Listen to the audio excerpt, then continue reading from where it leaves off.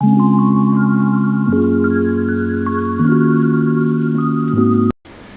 is a surgically removed specimen from subcutaneous tissue over the clavicle in a 2-year-old child. This is sent to us to know what exactly this is. This is Dirofilaria.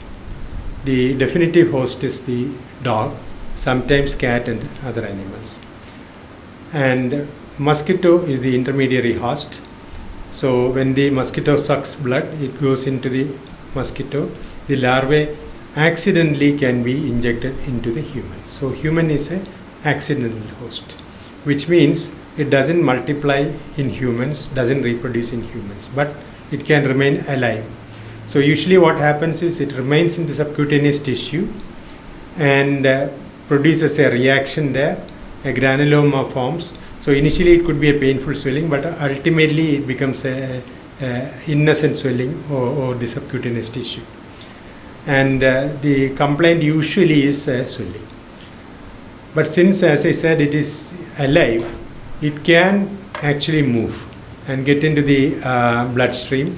It can go into the right ventricle, into the pulmonary, where it can coil and cause a shadow, which can be mistaken for a malignant coin shadow.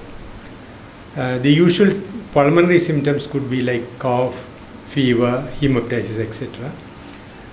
But it is a very uncommon thing to happen, and it is not getting reproduced, so it dies there after a few years.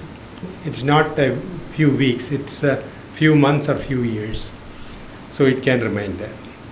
Now if it is going into the system, we can have eosinophilia, but otherwise the blood examination will be normal.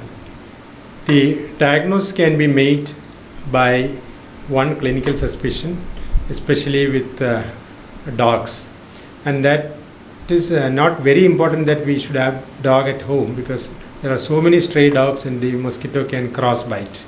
It can bite the dog and bite us. And in dog it actually is called heartworm because it damages its heart. But in humans it doesn't really happen. The only other important area where it can lodge is a conjunctiva, where it may be seen as a movable thing which can be removed. And in the subcutaneous plane, a good ultrasound can actually detect this slender worm, especially with movement. Treatment basically is surgical removal, but occasionally we may use ivermectin or doxycycline if surgical removal is not all that feasible. And this is not a very rare thing.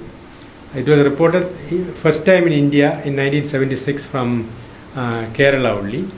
And now our infectious disease department, Dr. Aravind, has got almost 46 cases of Dirofilaria.